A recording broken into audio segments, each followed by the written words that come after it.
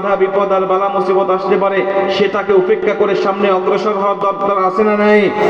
কোরআনের পথে চলতে গিয়ে যদি বেঈমানদের হাতে নির্যাতিত হতে হয়, কুরআনুল কারীমের পথে চলতে গিয়ে যদি রাম এবং গন্ধের রক্তচক্ষু আমাদের দেখতে হয়, কুরআনুল কারীমের পথে চলতে গিয়ে যদি আমাদের শরীরের রক্তটুকু রাজপথে বিলি দেওয়ার প্রয়োজন হয়, কুরআনুল কারীমের পথে চলতে গিয়ে যদি আমাদেরকে শাহাদাতের মরণ আমাদেরকে যদি নসিব হয়, কুরআনুল কারীমের পথে চলতে গিয়ে যদি সন্তানকে এতিম করতে হয়, স্ত্রীকে বিধবা করতে হয়, তারপরও কোরআন থেকে এক পা পিছপা হতে আমরা রাজি নাই। কারা কারা দুহাত উঠিয়ে আল্লাহকে দেখা দেয়? রাজি আছেন? কোরআনের সাথে থাকতে রাজি আছেন? কোরআন দিক থেকে পিছপা হতে রাজি নাই তো? বাধা বিপদ বালা মুসিবত আসলেও সরে যাবেন না তো? হুমকি ধামকি আসলেও পালিয়ে যাবেন না তো? আল্লাহ আমাদেরকে আমৃত্যু পর্যন্ত কোরআনের সাথে ব্যবহৃত থাকার তৌফিক দান করুন। জোরে বলেন আমিন। আরেকটু জোরে বলেন আমিন। সম্মানিত উপস্থিতি, আমি আপনাদেরকে নিয়ে ছোট্ট একটি আয়াতে কারিমা তেলাওয়াত করেছি। আমি আপনাদেরকে গত বছর যে বিষয়টা নিয়ে আলোচনা করেছিলাম, আজকে সে বিষয় নিয়ে কোনো কথা বলবো না, কিন্তু আমি আপনাদেরকে গত বছর যে আয়াত নিয়ে কথা বলেছিলাম আমার মনে আছে। আমি আয়াতের এক অংশ আপনাদের মাঝে আলোচনা করেছিলাম, করতেই প্রায় অনেক সময় চলে গিয়েছিল। বাকি অংশের আয়াত আমি আপনাদের মাঝে তেলাওয়াত করে আমি আপনাদেরকে তাফসীর করে শোনাতে পারি নাই। আজকে আমি আপনাদেরকে বাকি অংশটুকু, মানে আয়াতের প্রথম অংশ, দুইটা পার্ট, আর এই দুইটা পার্ট এতটা গুরুত্বপূর্ণ এবং এই আয়াতের মধ্যে আল্লাহ পাক এত ব্যবহৃত কথা বলেছেন, এত ব্যাপক কথা বলেছেন। আমি জিল্লুর রহমান জুনাইদি যদি শুধু ছোট্ট এই আয়াতের উপরে কথা বলে আজীবন কাটিয়ে দেই, আমি এই আয়াতের হক আদায় করা আমার পক্ষে সম্ভব হবে না। জোরে কোন সুবহানাল্লাহ। এটাই হলো আয়াতের, আল্লাহ পাকের কোরআনের আয়াতের বিশালতা। আমি দুইটা পার্টের একটা পার্ট তেলাওয়াত করেছিলাম। আল্লাহ পাক বলেন, পৃথিবীর মানুষেরা শোনো, আমি আপনাদের মাঝে এত কঠিন ভাষা ব্যবহার করব না যা আপনাদের বোঝা কঠিন হবে। আমি আপনাদের মাঝে, আমরা গ্রামের মানুষ, আপনারা গ্রামের মানুষ, সহজ সরল কথা শুনতে খুবই পছন্দ করেন, কথা বলেন ঠিক কিনা? তো আমি আপনাদের সহজ ভাষায় বোঝাচ্ছি। আল্লাহ পাক বলছেন, আব্দুল্লাহ ইবনে আব্বাস রাদিয়াল্লাহু তাআলা আনহু এই আয়াতের ব্যাখ্যায় বলেন, আল্লাহ পাক আমাদেরকে বোঝাচ্ছেন, পৃথিবীর মানুষেরা শোনো, তোমাকে আমি আল্লাহ দুনিয়ার জমিনে যত নিয়ামত দিয়েছি, যত বরকত দিয়েছি, যত রহমত দিয়েছি, যত সম্পদ দিয়েছি, সব নিয়ামত বরকত আর সম্পদ যদি তুমি এক পাল্লায় রাখো, আল্লাহর দেওয়া স্পেশাল দুইটা নিয়ামতের পাল্লা যদি তুমি অন্যদিকে রাখো, এই স্পেশাল দুইটা নিয়ামত আল্লাহ পাক অন্য কোনো নবীকে দেয় নাই, এই স্পেশাল নিয়ামত আল্লাহ কোনো নবীর উম্মতকে দেয় নাই, এই স্পেশাল নিয়ামত আল্লাহ কোনো মাখলুকাতকে দেয় নাই, শুধুমাত্র কেবলমাত্র ভালোবেসে উম্মতি মুহাম্মাদিকে আল্লাহ দান করেছে। অতএব আমি আল্লাহ পাক বলছি, এই দুইটা নিয়ামতের পাল্লা যদি তোমার অন্যদিকে থাকে, আর সব সম্পদ নিয়ামত বরকত রহমতের পাল্লা যদি অন্যদিকে থাকে, আমি আল্লাহ বলছি সব নিয়ামতের পাল্লা তোমার হালকা হয়ে যাবে, এই স্পেশাল দুইটা নিয়ামতের পাল্লা তোমার অনেক অনেক গুণে ভারী হয়ে যাবে। যখন সুবহানাল্লাহ। নবীজি বলছেন, ফাবিযালিকা ফালইফরাহু হুয়া খায়রুম মিম্মা ইয়াজমাউন। অতএব এই দুইটা নিয়ামত যারা দুনিয়ার জমিনে পেয়েছো, তোমরা অবশ্যই, আরবি গ্রামার যারা বুঝেন তারা বুঝবেন, আল্লাহ পাক বলছেন অবশ্যই দুইটা নিয়ামত যারা পেয়েছো দুনিয়ার জমিনে, তোমরা অবশ্যই অবশ্যই দুনিয়ার জমিনে আনন্দ প্রকাশ করতে থাকো। জোরে কোন সুবহানাল্লাহ। আনন্দ প্রকাশ করতে বলতেছেন আমাদেরকে। দেখেন তো দুইটা নিয়ামত পাইছি কিনা। এক নম্বরে আল্লাহ পাক বলছেন, আমি তোমাদের মাঝে এমন একটা পাওয়ারফুল নবী দান করেছি যা অন্য কোন নবীর উম্মতের মাঝে আমি আল্লাহ এত পাওয়ারফুল নবী পাঠাই নাই যা তোমাদের উপরে পাঠিয়েছি। জোরে কোন সুবহানাল্লাহ। দুই নম্বরে আমি আল্লাহ পাক এই নবীর উপরে এত পাওয়ারফুল একটি কিতাব দান করেছি যা অন্য কোন নবীর উপরে আমি আল্লাহ এত পাওয়ারফুল কিতাব দান করি নাই।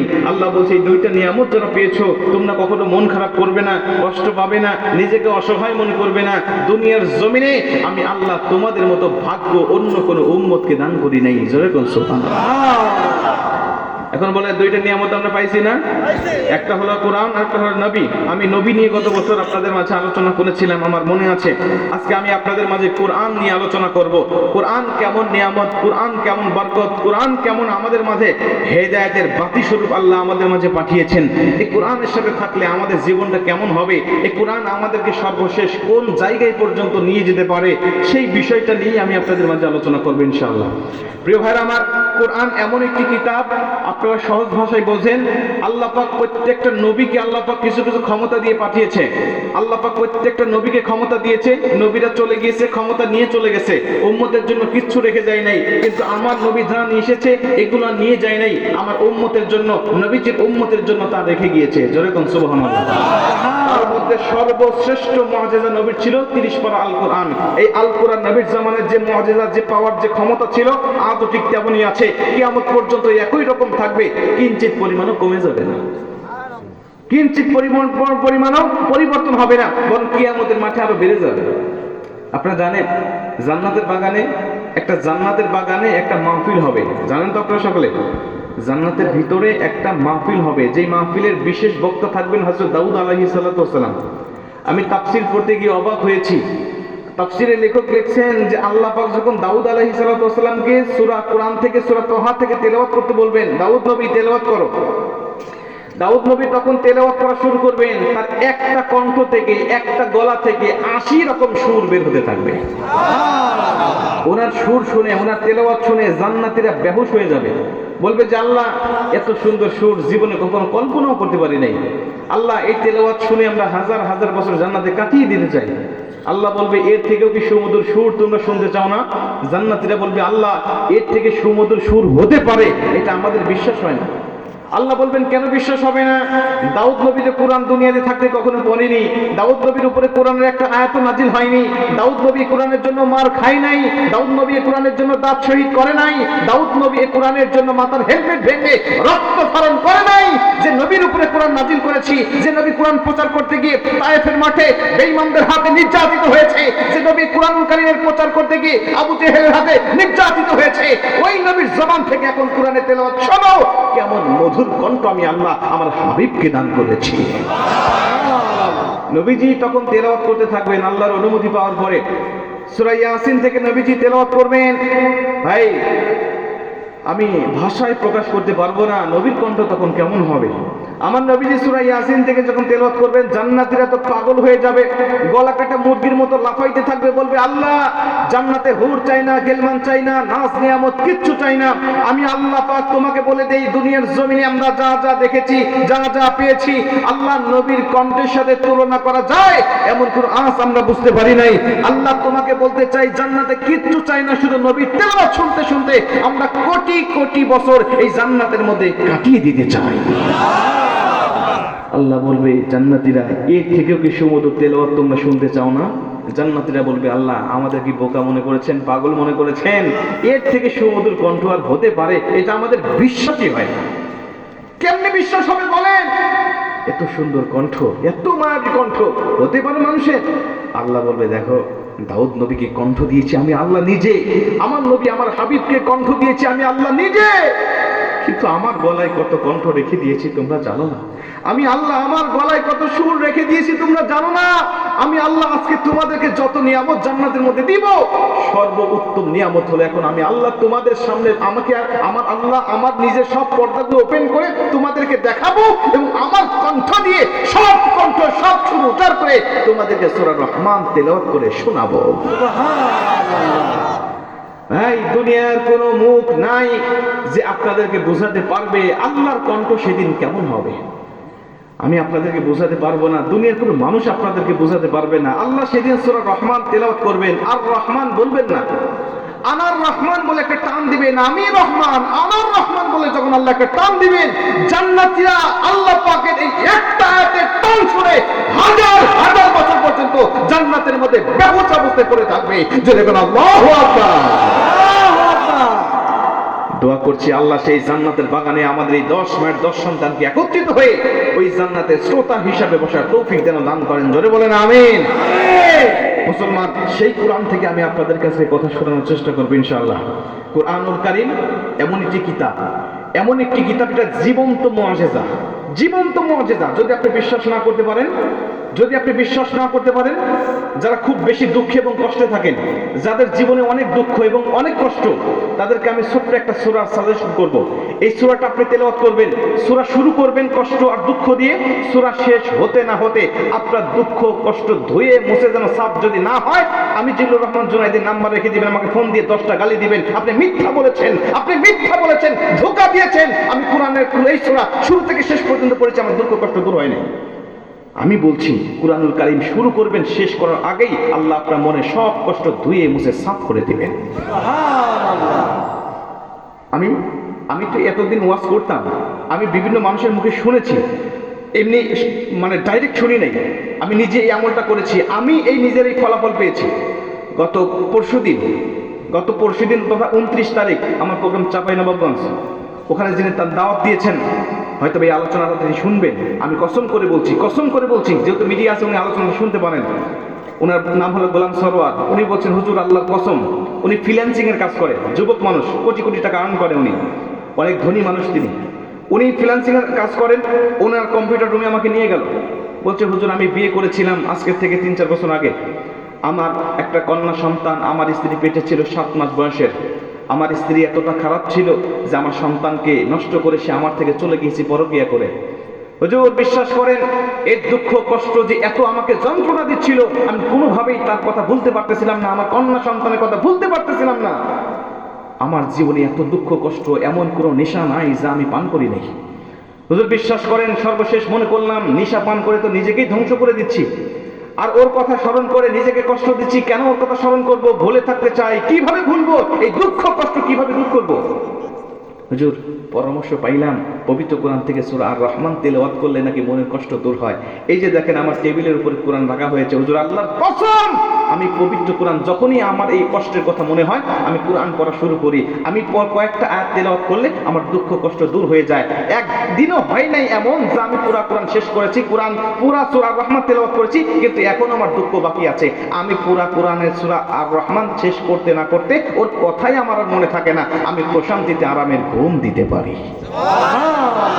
আপনি সূরা রহমান তেলাওয়াত করেন, আপনার মনে অনেক কষ্ট, অনেক দুঃখ, অনেক জ্বালা, অনেক বেদনা, সূরা রহমান তেলাওয়াত করে আপনি পবিত্র কোরআন থেকে এই সূরাটা তেলাওয়াত করেন, কয়েক মিনিট বুকের সাথে কোরআনটা চেপে ধরে রাখেন, দেখবেন আপনার ব্যথা দুঃখ কষ্ট একদম পানির উপরে আগুনের ফুলকে ছেড়ে দিলে যেমন নিস্তেজ হয়ে যায়, দুঃখ কষ্টগুলো আল্লাহ ঠিক সেইভাবে নিস্তেজ করে দিবেন।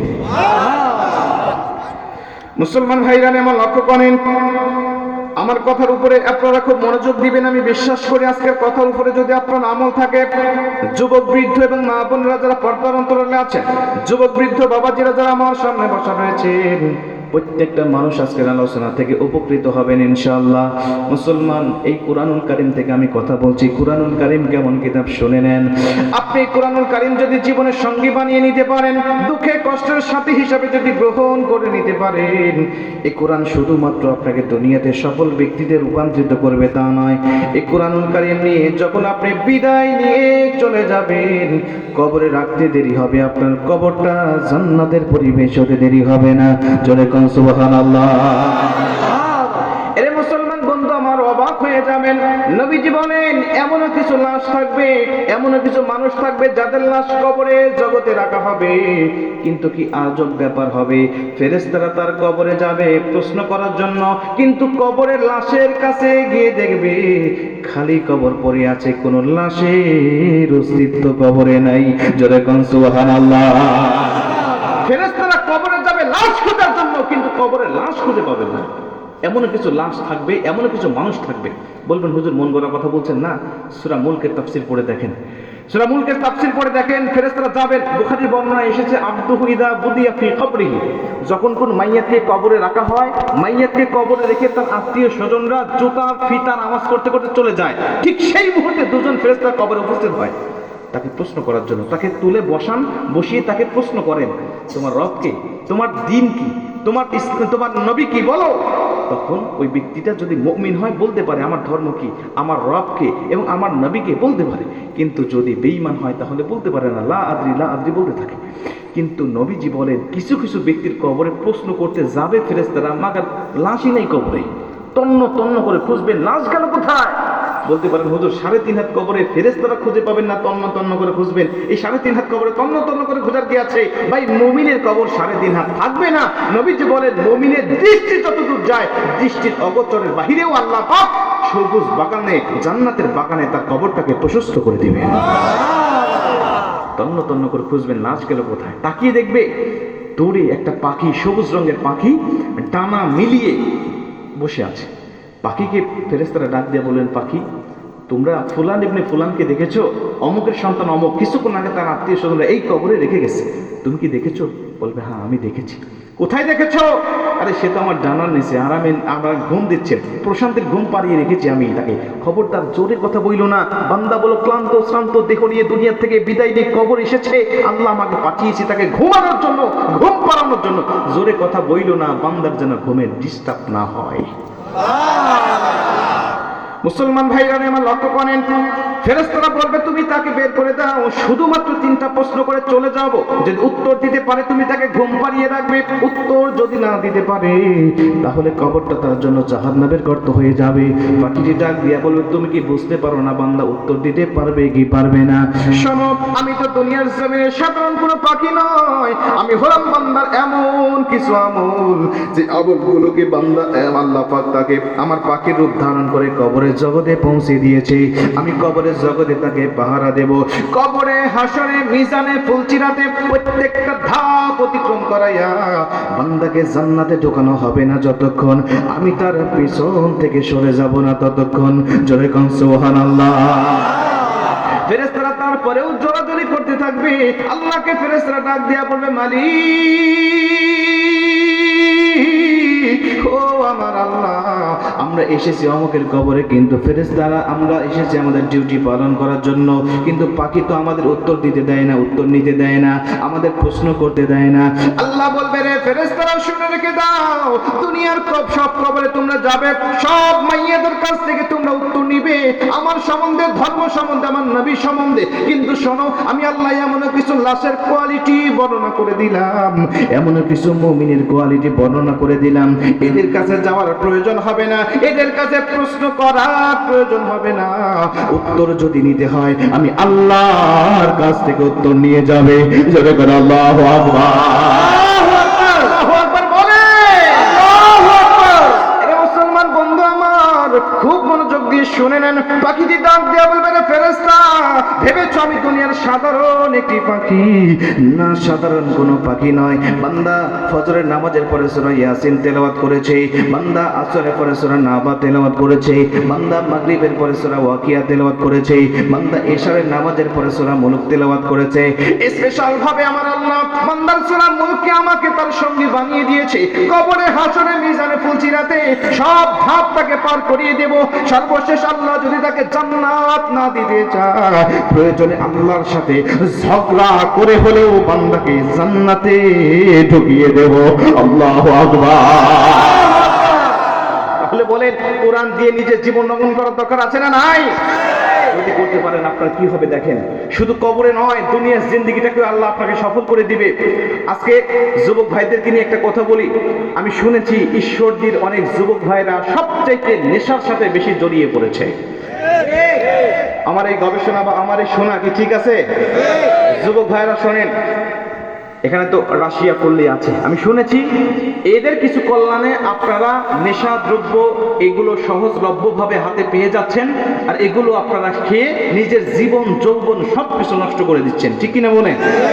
শোনেন, পুরুষ যুবক ভাইদেরকে বলতে চাই, দুইটা পাপ এমন আছে যে পাপ করলে আল্লাহর কাছে যদি কখনো আপনি তওবা করেন একদম পরিপূর্ণ কমপ্লিট সিলিন্ডার হয়ে, আল্লাহ আপনাকে ক্ষমা করবে, কিন্তু এর যে দায়ভার, এর যে ইফেক্ট, এর যে প্রতিক্রিয়াটা সারা জীবন আপনাকে দুনিয়াতে বহন করতেই হবে। আপনাকে ক্ষমা করবেন আপনার দেহ, আপনাকে ক্ষমা করবেন আপনার জীবন, আপনাকে ক্ষমা করবেন আপনার জৈবন। তার মধ্যে 1 নম্বর হলো নেশা। যে যুবকরা নেশার সাথে জড়িয়ে যায়, ওই যুবক আল্লাহ এমনই ভাবে তার শরীরের মধ্যে ক্ষতি করিয়ে দেন, এমন ক্ষতি তার শরীরে হয়ে থাকে, এক পর্যায়ে ধ্বজ ভঙ্গে রূপান্তরিত হয়ে যায়, কিন্তু সে কিছুই বুঝতে পারে না। নেশার সাথে জড়িত হয়ে যাওয়ার পরে তার জীবন যৌবন কিছু ঠিক থাকে না। আর আমাদের যুবকদের জীবন যৌবন যে নষ্ট হয়ে যাচ্ছে, এটা ইন্ডিয়া কলকাতা হারবালের পোস্টার দেখলেই তা বোঝা যায়। কথা কোন ঠিক কি? যুবকেরা নেশা খায়, আর আমাদের দেশে নেশার নামে গান বানিয়ে যুবকদেরকে বেশি আরো তাদের উপরে আকাঙ্ক্ষা করা হয়, তাদের উপরে উদ্বুদ্ধ করা হয়, নেশার উপরে তাদেরকে উদ্বুদ্ধ করা হয়। আছে না নাই? ওই যে কিছু একটা গান আছে না, নেশার নৌকায় পাংখা লাগাইছে না, কেমন একটা গান আছে না, হাতে আমার নেশার বোতল, তাই নয়? হাতে কি নেশার বোতল রাখতে হবে নাকি হাতে তাসবিহ কোরআন রাখতে হবে? হাতে আমার তাসবিহ কোরআন, চক্ষু দুইটা লাল, মুয়াজ্জিনের আজান শুনে হয় আমার সকাল, মসজিদটাই আমার ফেরেশতা ভরা পবিত্র স্থান, নামাজের সাথে হয় না আরি হয় না অভিমান, আজাবে কি দিয়া তাহাজ্জুদের নামাজে দাঁড়াইছি, পাগল হইয়া খোদার প্রেমে পারি জমাইছি, আজাবে কি দিয়া তাহাজ্জুদের নামাজে দাঁড়াইছি, পাগল হইয়া খোদার প্রেমে পারি জমাইছি। ঠিক না বলে?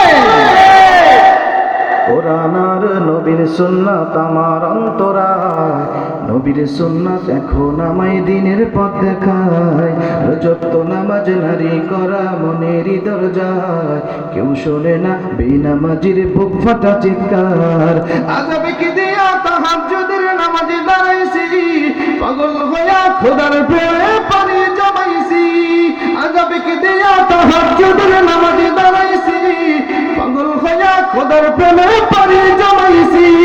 ঠিক কিনা বলে? অনেকে নেশা কইরা দেখছেন কোন মজা নাই, আল্লাহর ঘরে আইসা দেখেন শান্তি পাওয়া যায়, অনেক জায়গা কইরা দেখছেন কোন শান্তি নাই, আল্লাহর ঘরে আইসা দেখেন শান্তি পাওয়া যায়, চাই না আমি দালান কোঠা, চাই না বাড়ি ঘর, তোমার কাছে আপন ছাড়া হই না যেন পর, আজাবে কি দিয়া তাহাজ্জুদের নামাজে দাঁড়াইছি, পাগল হইয়া খোদার প্রেমে পারি জমাইছি, আজাবে কি দিয়া তাহাজ্জুদের নামাজে দাঁড়াইছি, পাগল হইয়া খোদার প্রেমে পারি জমাইছি, হাতে আমার তাসবিহ কোরআন, চক্ষু দুইটা লাল, মুয়াজ্জিনের আজান শুনে হয় আমার সকাল, মসজিদটাই আমার ফেরেশতা ভরা পবিত্র স্থান, নামাজের সাথে হয় না আরি হয় না অভিমান। ঠিক কি না বলে? হাতে নেশার বোতল ফেলে দেন, হাতে তাসবিহ কোরআন তুলে নেন, কথা দিলাম দুনিয়া আখিরাত দুটাই আল্লাহ সফল করে দিবে। ঠিক কি না বলে? পারবেন? নেশা ছেড়ে দিতে পারবেন? যদি নেশা ছেড়ে দিতে পারেন, আল্লাহ পাক দুনিয়ার জমিনটা আপনার জীবন যৌবনটাকে পবিত্র রেখে দিবে। আর আল্লাহ পাক দুনিয়ার জীবন যার পবিত্র রাখে, কবর থেকেই তার পবিত্র জীবন শুরু হয়, জান্নাতের বাগান। জোরে কোন সুবহানাল্লাহ। ভাই শুধুমাত্র তাই নয়, আমি তো একটা মৃত্যুর কথা বললাম যাদেরকে কবরে প্রশ্ন করা হবে না, এরকম মৃত্যু আমি হাদিস থেকে 7 রকম মৃত্যু পেয়েছি, যাদের কবরে ডাইরেক্ট লা ইউসআল ফি কবরিহি, কবরে কোনো প্রশ্নই হবে না, কবরে রাখতে দেরি, কবরটা জান্নাতের বাগান হতে দেরি হবে না। যুবক ভাইদের কথা আমার মনে আছে, তাদের খোরাক, তাদের বিষয়ে আমি আলোচনা করব। মা বোনরা পর্দার অন্তরালে আছেন, তাদের বিষয়ে আলোচনা করার দরকার, কারণ তারাই আমাদের দেশের সরকার। ঠিক কিনা বলেন? তাদের সম্বন্ধে আমি অবশ্যই আপনাদেরকে নিয়ে কথা বলবো। কিন্তু শোনেন, আমি আপনাদেরকে কবর সম্বন্ধে যে একটা কথা বলি, রাগ করতেছেন আপনারা? মনোযোগ দিয়ে শোনেন। আমি এমন কিছু মৃত্যু পেয়েছি, নবীজি বলছে যে কবরে যখন তাদের লাশটা রাখা হয়, লা ইউসআল ফি কবরিহি, কবরে কোনো প্রশ্ন হয় না, ডাইরেক্ট সেই জান্নাতি। প্রশ্ন করে তাকে যে সময় কাটানো হবে, না, এই সময় নাই, তার জান্নাতে যাওয়ার জন্য শুধু বাধা থাকে একটা, সে মরে না, ও মরলেই আল্লাহ তার কবরটা জান্নাতের বাগান বানাবে। তার মধ্যে আরেকটা, নবীজি বলছে যে ব্যক্তি 5 ওয়াক্ত ফরজ নামাজের পরে মাত্র একবার করে আয়াতুল কুরসি পাঠ করবে। কয়বার করে? একবার করে। সূরা বাকারা 255 নম্বর আয়াত, মাত্র একটা আয়াত মুখস্থ করে নেন, এটা শুধুমাত্র আপনাকে জান্নাতে ঢোকাবে তা নয়, দুনিয়াতে চলতে ফিরতে উঠতে বসতে অনেক মানুষ অনেক বিপদের সম্মুখীন হন, অনেক মানুষ অনেক বালা মুসিবতের সম্মুখীন হন, অনেক মানুষ অনেক দুষ্ট জিনের আক্রমণের সম্মুখীন হন। আপনারা এই আয়াতের আমলটা করে দেখবেন, ম্যাজিকের মতো আল্লাহ সব সমস্যা থেকে আপনাকে সমাধান করে দিয়েছেন। সুবহানাল্লাহ। আয়াতুল কুরসি একবার করে পাঠ করবেন। আল্লাহ পাক আপনার জীবন যৌবন, আল্লাহ পাক দুনিয়ার জমিনে আপনাকে অনেক সুখময় শান্তিময় জীবন দান করবে। নবীজি বলছে আরো কিছু মৃত্যু আছে যাদের কবরে কোনো প্রশ্ন হয় না। আল্লাহ নবী বলছে এটা তো কবরের সেশন গেল, এমনও কিছু মৃত্যু আছে যারা দুনিয়া থেকে মৃত্যুবরণ করার সময় ওই মানুষেরা বুঝতে পারে, এলাকার মানুষেরা বুঝতে পারে যে ও ব্যক্তি জান্নাতি মৃত্যুবরণ করেছে নাকি জাহান্নামে মৃত্যুবরণ করেছে। আমি আপনাদেরকে হাদিস থেকে 6টা মৃত্যুর কথা বলি, তারপর আমরা মূল আলোচনার দিকে যাচ্ছি। আপনারা বুঝতে পারবেন যে আপনার মা, আপনার বাবা, আপনার ভাই, আপনার বোন বা আপনার আত্মীয় স্বজন মারা যাওয়ার সময় এই 6টা লক্ষণের কোনো একটা লক্ষণ দেখা গিয়েছে কিনা। যদি মনে করেন না দেখা গিয়েছে, আমি কথা দিলাম নবীজির হাদিস অনুযায়ী আল্লাহ আপনার ওই আত্মীয়কে জান্নাতি মৃত্যু দান করেছে। মিলান আপনি নবীজি সব উন্মুক্ত করে দিয়েছে আমাদের জন্য। 1 নম্বরে নবীজি বলছে মান কানা আখিরু কালামিহি লা ইলাহা ইল্লাল্লাহ ফাদাখালাল জান্নাহ। যে ব্যক্তি মরণের সময় শেষ কথা হয়ে যায় তার কালেমা তাইয়্যিবা, যে ব্যক্তি শেষ কথা বলে যায় কালেমা তাইয়্যিবা, যে ব্যক্তি মরণের সময় কালেমা